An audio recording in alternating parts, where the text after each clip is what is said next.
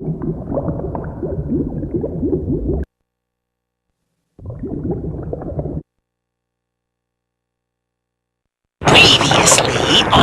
is Matt Colosimo playing Agent Mauler. This is Jeremy Mertz. I played Damien. And this is Ben Willis. I played Cedric on Frightening Fridays. And right now we are just looking at the previews of last week's episode, or the week before, as Scully gets captured and goes off screaming into the night, where we're worried about cops coming in. Yeah, there's like a story arc about a rival Reaper character that's like more evil or something, or hates creepy Reaper or something, and so he's kidnapping Scully, and he brainwashed her apparently. Yeah, I think we find that out in this episode actually. Well, I'm gonna spoil things for you. In the end of the episode, everyone dies. It's really sad. Everybody dies, did you say? The plague. From the plague. The plague! So we were laughing about how Ted Shudak was the body of this villain and Eric was the voice, and his gloves don't really fit his hands. He has like big meaty hands for an evil villain, I guess. That's because the evil villain Ted would be like, and now I'm going to take over the world! It's like, what the fuck is that? He had a voice that didn't match his body. I'm not even gonna touch that. Ted could kill me. I'll never see He'd like, roar! Two fingers. And he tackled me, so I can say whatever I want about it. I do remember that. It's like, just goes, he like revs up and just plows you over. I do have to apologize for that, because I actually told him to do that during the shoot. Bitch! and it's You nearly killed And we had to do it again, I remember, because something about the first take wasn't right, so he tackled me twice, in fact. Yeah, at least that, I guess. On the cement floor. That's because he didn't even know where he was by that point. It's like dead. It's just like, oh, what just happened? I remember everybody, like, there was like a fake audience or whatever of everyone who works on the show, and they're all like, oh my god, are you okay? Yeah, actually just all shut up. Oh my god, what just happened? I'll take it. He's not only is he a genius. Yeah, I'm a genius. It's kind of Superman as well, like impenetrable. Like I can't be killed. I'm much like Dracula, who could be killed, but never mind. Well, there's scissors sitting here. We could test this theory out. No. Try out the Samson theory, but his hair's already too short. Yeah, he I just cut it. last week. I like it. It's a summer cut for summer. A summer cut. Yeah, I'm growing mine out actually. You wouldn't know it by actually looking at the show because it's about the same length right now. So, Invisible Day, written by the BU Media. I went away too quick. This was like our attempt at like awesome special effects where we fishing line. People turn invisible and we use fishing line to like move things, and we did a split screen at one point. That was pretty neat. This episode actually, I think, broke the budget on our special effects. Other than digital rendering, we actually sat down and said, okay, we wrote this out because we were in the writing room on the Monday night before. Of course, this was one of the last episodes that took 2 weeks to cover, and we wrote out all the stuff, and we said, okay, we have all this crap we have to do invisible. How are we going to do this now? And of course, the answer is fishing line, because fishing line is nearly invisible and you can tie it to things. Apparently, one of the other themes of this episode was product placement, where we just keep like pouring ourselves out for money. Speaking of which, since we're doing the product placement, where did the fishing line come from? From our normal place, Walmart? Walmart is a soul. 90% of that stuff on that stage came from Walmart. The small things. Who do we have to thank for going to get it at Walmart? Jody! Christina I think just about everybody at one point made a Walmart run. At least once. Oh, you did? Oh, you lazy bitch. Yes. No, yes, I did. Once. Well, I don't think it was to Walmart. It was like we had to get groceries or something like that. Something bizarre. The hell? I don't know. Product placement. The one girl worked at Taco Bell, and so she would go get food, but she never got me food. Yeah, what's that about? And I was like, she had a garbage bag full of those sauces, which I love. I would have just eaten those on like potato chips or something, but she wouldn't give me any. She was keeping it all for herself. Oh, yes, I remember that now. Remember that. Katie. I feel bad because, yeah, sometimes I don't remember people's names. And it's not because I don't like you, it's because I don't remember you. And we got to make mention of the joke that just happened here. The invisible man juice. Masturbation is always hilarious. The invisible man juice. The invisible man juice. Well, I had to point out the joke. Thank you. In case you didn't get it, a man will get an erection and he'll play with himself until he ejaculates into a Gatorade bottle, and apparently that turns you invisible. I don't know. It's something to try.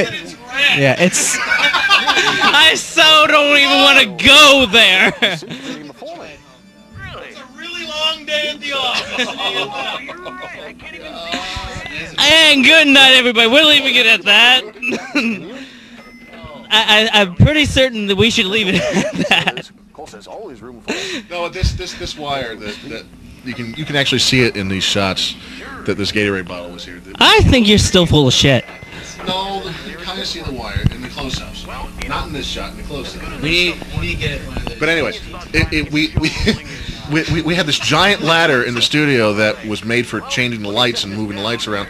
So we had to just grab a piece of stick that I think we just laid it over the framework for the lights, and we just looped this piece of fishing wire over it, and like it took like 30 to like half an hour, 20 minutes to half an hour to try to get the freaking bottle to hang in the right place on the stage. And not to mention when we were pulling it up and down in the motion again, it would start swinging left and right. The person who was pulling it was actually hiding behind that wall in the main room there, by the way. That wall right there, the wire disc goes up and straight down at an angle, and they're pulling on it. I think it was tied to like a lead weight, counterweight or something we found on one of the cameras that we didn't need anymore. I remember we were kind of worried about this because it was like there's nothing happening and we're filming like an empty set and just talking, and Eric was saying it must have been really easy for me and Mike because we turn invisible in the episode, and so all we have to do is just stand off camera and say shit. I remember you guys were standing like just off to the left of the camera. Oh, the DiGiorno versus Pizza Hut. Yes. By the way, which one do you prefer? I hate Pizza Hut, actually. I don't like it. I like all other... Maybe not Papa John's. I'm not a big Papa John's fan either, but I'm going to have to go local when it comes to getting pizza. You got to get your OIPs and such, yeah. Wipes, yes. I used to work at a pizza place the year my senior year in high school in the summer before my first year in college, and I worked on the grill and delivered pizzas, and that sucked because I live in a very small town where there's tons of rednecks who are drunk off their ass in their trailer, and it's like knock knock, who's there, pizza, what are you doing, and it was really scary, and they never tipped me very good, so I'd always just throw their pennies at their door and swear at them. That's a true story, by the way. Take this, you stupid frat boy! As they come out with their shotguns. Here's Joel's honeycomb. Here's the honeycomb. A joke which, like many of the pop references, which we kind of thought would maybe stick, even now, 2 years later, nobody has a fucking clue. The ad campaign is no longer on the air for Honeycomb. I haven't even seen a commercial for Honeycomb for ages. But Honeycomb has gone the way of the dodo. But the whole "Me want Honeycomb" that was on the air for since I think like '95. It was on the air for ages, and then it just disappeared, and now no one's gonna get the joke. It's sad. So I want to make some comments about my costume here, which started off very. I had to always have the hood up and stuff, and then as it went on, I just got lazier. because that's the kind of guy I am. And so I didn't put my hood up anymore. I put the makeup on. The other cool thing, if you would have seen a little bit earlier, is I always had 2 pins on my jacket that I wore it every day. The 2 pins were, one was Ghostbusters, the logo for it, which I've watched since I was a kid and have just about every line memorized. And the other one said Devo, which is a kick-ass band. They're not a band, they're performance artists. Ah, and with the little smiley face. And speaking of pins, well, yeah, was it one of yours, Jeremy? No, I think it was that Katie girl's, the Taco Bell girl. Eric's making fun of me. As faces are made, and which you guys can't see, so there, and the nice tight shot of the boobs. Chase the aliens, annoying. The fuck! There's Just annoyance. playing some sort of henchman, and I want to, yeah, Stooge, his shirt says that, and I wanted to mention that there's a website on the internet called hotchickswithdouchebags.com where the premise is they take a picture, people send in pictures of hot chicks with guys that are obviously douchebags, and I'm scrolling through it and I'm laughing at all these douchebags, and they all give them funny names like Weather Balloon Douchebag or something like that, and I'm like, that's Joe DeMola. He's on that site. There's a picture of him. I know that kid. That's what I said. What's his website, like Partytime Joe? Partytime Joe. PartytimeJoe.com? Did he win an award for being a douchebag? I don't know. Douchebag of the month or something like that. You get coupons for pizza, but I don't even get more than a minimal threat. I'm annoying and minimal. oh, violence. I am much more of a threat. Joe certainly knows how to take a fist in the face. In other places. Ew. No, we're not going there either. This is starting to sound like one of our writing things where we just... Yes, this is starting to become a frightening Friday writing session. We should have done these 3 ways from the beginning because it's so much more dynamic like this. But this is how. Yeah, you're not the one holding the mic. I know you're. Matt's sitting in between, Jeremy and I here, but so he's got the responsibility of holding the implement. But actually the dynamic in the writing room was just crazy. It was just bing bing bing bing bing bing bing, and Katie or Eric or someone would be assigned to write down every fucking piece of shit that that came down the line, and by the end you see, especially Katie, it's like every 10 minutes we'd turn to her and say, Katie, what do you have? It's like something about a bus. It's like, yeah, pretty much. I do remember that because like everybody's just like random things that like the person who's writing is like, holy fuck. One word at a time, please. That's probably what I was most proud of, was the writing environment, and the stuff we actually produced was pretty good. Like I said before, everything that's funny I did. Everything that's not, that was Ben or someone. You notice the swearing per capita seems to shoot up whenever we're together too. Yes. I don't swear like that in public, but it's like we get together with you guys and the writing team. It's especially on set, dude. Curse words flying everywhere. If you watch the outtakes, I mean, you can hear it. Yeah. Well, I honestly swear like a motherfucker. I'll say any goddamn thing I want to say, and I just won't let my parents watch this, and that's fine, because I'm a bad kid, and I don't want to break their hearts. I'll just say this one was never produced. I already have a copy of this. I'll just say, just watch this one. So I still have a minimal threat, and we had boob shot too. Was it? Yeah, because you're like walking backwards. Oh, there's a wall. The building outside of the studio, and then their offices were too. Yeah, and then Just hold it in the middle of where the bad guy Reaper was. We do have to get this. This is the most involved effect shot we did in the entire show. Every single piece of thing that falls, there's a piece of wire attached to, and there was a cast member on the other end of it. Sometimes one on 2 items. I think Joel had 2. I did too. You did? I pulled one of the graveyard signs. Yeah, you had a bone. he had a bone to pick with this episode. And then Joel's around. What were you doing? So Joel walking around with his freshly baked buns, a Subway shirt. You need to make pants like that now. Yeah, written right on the ass. Who worked at Subway that got him the visor? Who was that? Subway. I think it was him. Yeah, that's right. Joel did work at Subway for a while. Yeah, and he's like, I have this. It says freshly baked His buns. visor, too. Right. That was his actual work uniform. And Here's yet another subtle homosexual joke. That's yeah, we all work jobs because we're all big rich movie stars now, especially Joel. But at the time, we did have to make ends meet, I suppose. we had to pay our dues. Duels. Blah.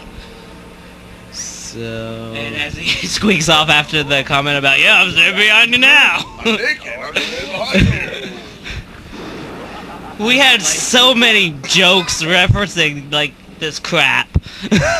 sexual humor was a big part of it, even though the show's for kids. But like we said, I think we successfully put it over their heads with sexual innuendo. That's my fake Prince And- song, by the way. That is a cake. That has to be a fucking cake.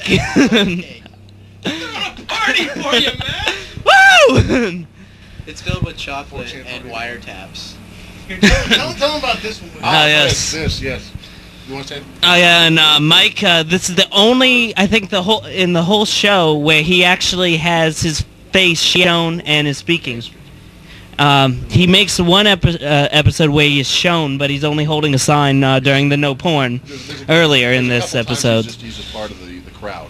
Right, and then boob shot. What is this for now? I think we really got the point across that something's up with that pin. And minimal threat cheats on his wife, married to his job. Okay. That's his real name, not Bob. Yeah, Bob, and his last name is just Shane. It's a good enough name to use. Actually, I didn't even take notice if there was a first name on mine earlier. That's a But probably just there's an you'll see in a later episode. So we're spoilers here. Close your ears if you don't want to hear it. You will see that this is actually a source of a power later on from ancient Reaper. I believe it was supposedly. We don't know. We never find out. We never find out. No, we do because I remember looking it up because I physically saw the rest of the documentation. In the writing sessions, it took so long to decide on whatever the hell we called that alternate Reaper. We're like, the evil Reaper, the jerky Reaper. We just we sat there for like an hour and threw out adjectives for what this Reaper would be. The smelly Reaper. The smelly Reaper. Sleepy Reaper. Yeah, we did all the Snow White and the Seven See? Dwarfs. I remember. I'm excited. I'm surprised! Ooh, cross-eyed. Oh no, dude! I remember when you burned those to make them look old. You like pranned those out in sepia tone. Like took like pictures with like someone's camera phone, and pranned those out in sepia tone, and then like crinkled it up and burned the back of it with a lighter. It's like when you make a treasure map when you're in elementary school. You dip paper in tea and then you burn the edges. It's like, oh, this is ancient. I do remember those. Elementary school. Who didn't? I did. I didn't. You've got issues, Not so Eric. adventurous. I just ate paste. Delicious. Oh, you mean not now? God, I almost said spit take. Oh, Dunkin' I Donuts. thought I meant just now. I think there should have been more spit takes on the show. I think those are funny. Oh gosh, yes. Did we even do one? We did one. Did we? I think Joel did one spit take. I don't remember where. A bucket of water got thrown at me at some point. I remember that. Oh, dude. Yeah, I do remember that. That was during the dance episode. The pee bucket. The people I beat this. This is further on in the series, and you see Joel is growing a beard. Yes. I do remember that. And if you look carefully, it like changes because some of these shots were done on different weekends. Right. This And the this guy- one was extensive because of all the outside shots and everything that we had to do The for guy's it. beard could grow a quarter inch in a week. I mean, easily. Half inch, if you want it to. Here's one of those boring scenes where there's nothing happening on the TV. And we're just sitting there. It's like, yeah, we're lazy today. We're just gonna put up a shot. As we just like, we're lazy. We're just gonna hold a camera here, and Mike's gonna sit here. It's like the Magic Kingdom there, Disneyland. That's Creepy's evil castle! How many freaking evil castles does he have? He has like 5. Well, he just took over Mexico and Canada. Damn it! Castles up and down the continent now! We have all these pictures from DC. I was just down in DC 2 weeks ago, and so I went by the FBI office and the Lincoln Memorial or whatever else was there. That's a cool FBI agent that doesn't wear a tie and has a cool little like necklace underneath it. If he had like his like chest hair sticking out or something, like real greasy like he's either gonna make you a pizza or help you find evidence. I'm not sure. Yeah. It's just the shirt. Yeah, well, I remember that. You always wear a shirt under there. You wear white, you wear a shirt. Yeah, I'll sell you this car and I'll sell you this evidence here. Yeah, it's good. It'll run for about a day. As I just keep switching back and forth because like he's like, extend, make this longer. Matt, I was wondering, do you still have those adorable dimples on those close-ups? What? Oh, cute little face. I'm blushing. Oh yes, I do. If it's freaking warm, I'm freaking red. So this was what, in like the camera part of the building? This was media services. Media services, which was the bane of any mass comm student, really. Because this was where you had to go to get any cameras and sound equipment. And invariably, they were usually closed when you had time to do your projects. Or the equipment was just already taken out by someone else. Because, you know, there are 50 students trying to do projects and 3 cameras. Oh, that's one thing I'd like to mention. I'm not actually in the know of this because I wasn't a mass comm major. I was actually... I'm not anymore. Yeah. So I'm with you, buddy. I was a music major, and I got put on this show, or it was a TV course. I was only supposed to take 1. I ended up taking 2 to continue working on the show. Was that Media ops, and then I took the writing show where we wrote the show, and yeah, so everybody always was like, oh, this professor, that professor, mass comm, and I was like, what the hell are you talking about? I'm a music. What the hell's with the ghost? I don't even remember this. That idea that I think we threw together right before we did this. I found that. Planned it out extensively. Yeah, no. But I found the sheet. You can see your leg down there. I found a sheet, and I thought like, ghost costumes are the dumbest looking costumes ever, and I always thought that was really funny. Like it would maybe if we got maybe a flowery bed sheet even, that'd be funny. It's very whoa. Ooh, look at that cut. Now that's state of the art That- Lucasfilm stuff.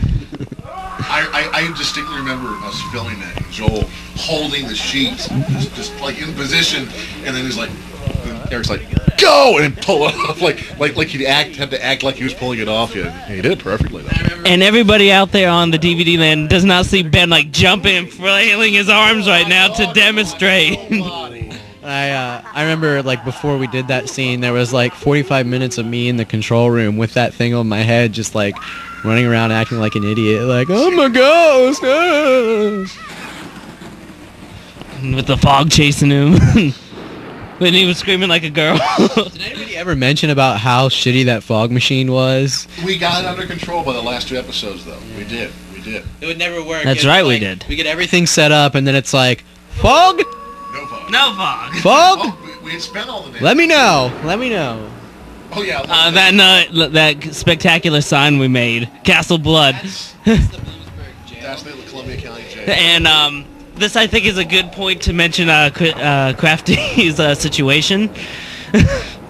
Oh yeah. So Christina apparently, when she was in college, she had lost her license at least 2 times, and I keep up with her on emails every now and then, and she was saying at one point, oh, I'm going to get my license back soon, we should hang out somewhere sometime, go see a show or something like that. And I was like, cool, I'll see Christina again. And then I get here and we're catching up, and Eric informs me that she's lost her license now for a 3rd time.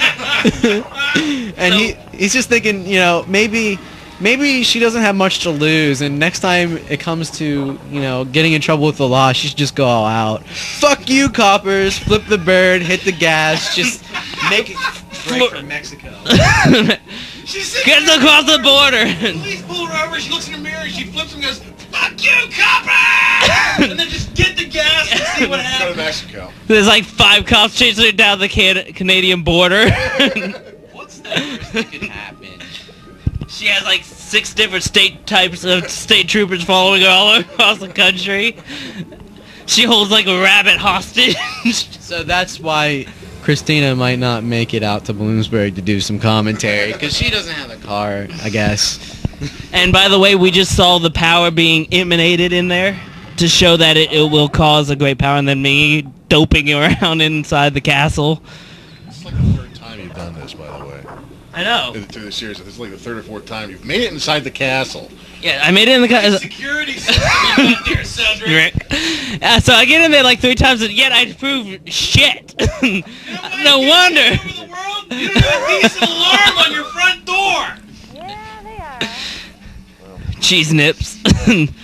Another, commercial based joke. Right. Cha-ching! Well, all I know is there's no wrong way. So the cables are just hanging out of everybody's ass. Hi. No wrong way to eat a Reese's. Oh my god, that was my joke. I remember that, because it's like, there's no wrong way to eat a Reese's. I bet you there is. If you just jam that thing in your eye socket, that's not going to work out for you. And yet we use it on the show. So I'm looking at this, and I remember Joel running around, and I'm thinking, okay, somebody's gonna just fall on their face, tripping over these damn wires that are running all over the place. They're hanging out of everybody's ass, and we don't even try to hide them either. They're just like there. About halfway through the show, I stopped running it down my pants leg in my suit, just because we were taking it off, because I think we had 2 wireless mics, and one was always on mic.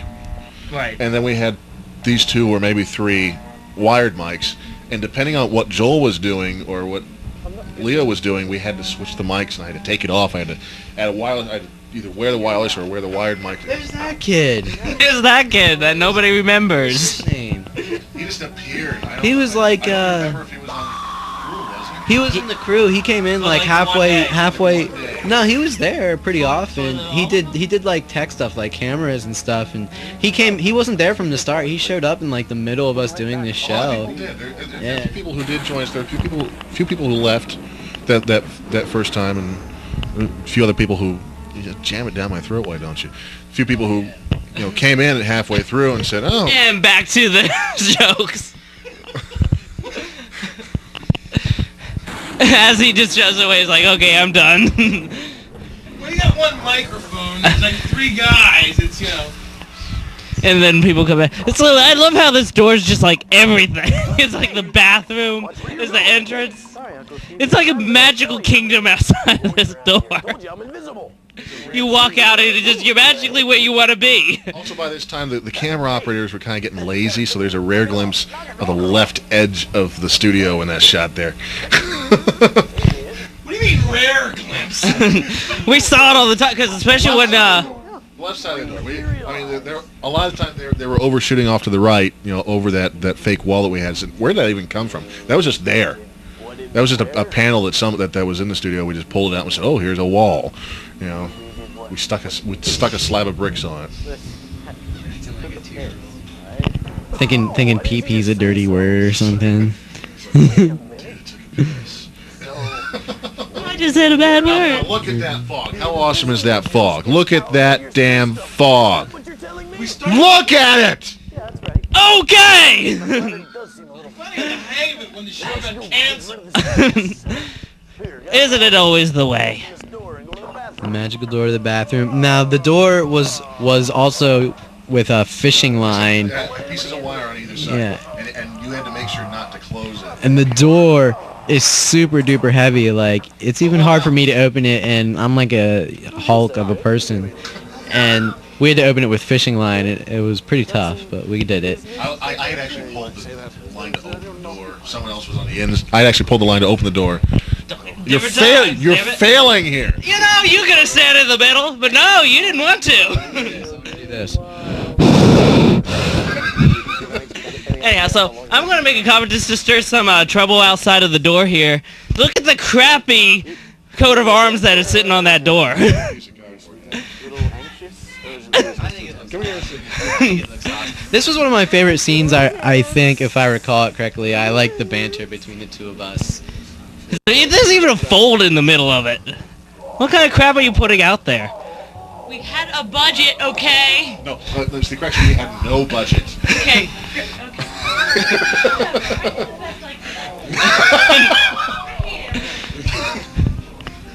That's the best coat of arms ever. Yeah. Wonderful. It's wonderful. Notice I could go to Boston, I could care less. God, I love this scene. The scene in the bathroom was It's so much great. fun to shoot because it's the men's bathroom down the hall, and so we trucked cameras down there, and we had like Eric was in there directing. Ben eventually comes in. Mike is in there. I'm actually in the stall right behind where they are, sitting there helping them because I helped like write the scene, so the scenes were very roughly written, so I'm like trying to tell people what to say and stuff. And so I'm in there like making sure it goes down correctly, and it was so crowded. It was so crowded in there. And then I remember at one point there would be people walking by like who were in there like yeah, a dude before we went in there, a dude was just in there going to the bathroom, and then we had to make sure there was no one else in there. And then while we're in there, there's like cleaning crews walking by and other students, and like all they're hearing is like whoa, wacky shit going on in the men's bathroom. Screaming. It had to have been hilarious. And then there's our magical door again that now leads to the bathroom that I just was walking in. So I'm coming from the bathroom. What else is it? The tape room? The multi-purpose door that has like a portal or something built into it. Says you wherever you need to go or come in from. For the ladies who are watching this, you're probably not familiar with how awkward the men's restroom is when a dude's peeing next to you. It's one of the most awkward moments you'll ever live through your life over and over and over again, where a lot of times dudes will talk to you and that's no fun. And I personally, where I work now, there's a men's bathroom, and I find it hard to go when there's a dude in there. Yeah, but at the same time, like, sometimes there's a dude who'd be like, Jeremy, what's up? And I'll just have to be like, nothing. And I don't want to talk to you while I'm peeing. I don't understand. What is the fascination with you're in the urinal, you're pissing, and someone starts with held a conversation with you. I'm like, dude, you can wait till we leave the door. There's a wall here. Another fun tip. One, Gigi is not a hermaphrodite, but also Mike did not have his mask on for the entirety of the shooting the scene. Yeah, he does. You can say it. You are so full of shit again. You are fired. I swear that there were some takes where he didn't have his mask on. No, you don't know. Don't pretend. Don't pretend. I swear, I remember. Fired. Shush. No, that might have been rehearsal though. When he didn't have his mask on. Shoot. I thought Well, that usually happens. He doesn't usually wear it during rehearsal. So the final section of this episode, yes. And he's like, oh, yes. Random contact from one of the girls on. I think we were trying to see his face in it, and yeah, you could see his eyeball, his eye sockets, with all the fog and stuff. It's like a big blur. Oh, he's so embarrassed, acting like a lady. Dude, just like a lady. Coming up on the last of the product placement sections here, which kind of carries actually over into the next episode. Strangely enough, filmed a week apart, supposedly live, and yet the next week I come back carrying a Snickers bar that he threw the week before. Did yeah, but we were using that for something else though, weren't we? Wasn't that the like this scene and the first scene of the last episode were actually filmed on the same day? Because at this point it was like just shoot everything, work it into episodes later. Yeah, because we were always there so late. But one thing I liked about episodes like this, and maybe the musical episode, is where we added like elements of like an actual plot per episode. Where some episodes I think we would write things that are funny and they go together well, but there's no like overall plot for that episode. But like ones that have stuff to do with magic, like they drink invisible potion, or there was like a spell cast that makes everybody act musical, or things where we would introduce characters were much more like cool things to write and cool things to introduce into the Yes. Yeah, we did like the cliffhangers in this episodes. Oh. Especially near the end. I mean, I think every single one ended on a cliffhanger. That shot. I was lifting one shoulder. I think Ted was lifting the other shoulder, and he just lifted his legs up off the ground. And he's standing on a stool there. You can see his knees go up. And I don't know if we see it in this episode or the next, or the beginning of the next one, but there's a wide shot. You can see the damn stool. And I remember at first. Oh, sure, he gets a maximum. You're trying to kill him. Screw you, Sprouse. Yeah, whatever. You're an ass. I remember we were all like yelling at Christina because she kept making bedroom eyes instead of evil eyes, and it's like no, it's different. She's like, do a laugh. Oh yeah. And she has this really still tired look on her face. Of course, this is 12:30 in the morning, but still, we couldn't get her to be insane. She was like. And like he was saying in the bedroom, I was like, no, you may want to kill some people in the bedroom, but that's not what we're looking for. John Wynn. Joel the Mole. As we're, that website's gone. Yeah. It's Halloween all year long. Well, I guess it's about time we wrap this up. It's getting to the end. And thank you for listening to us. This is Matt signing off. Shut up. This is Jeremy. Oh, he told me to shut up. This is Ben. Your threat level's minimum 2. Yeah. Damn it. Bloomsburg University Television, the home of the Huskies.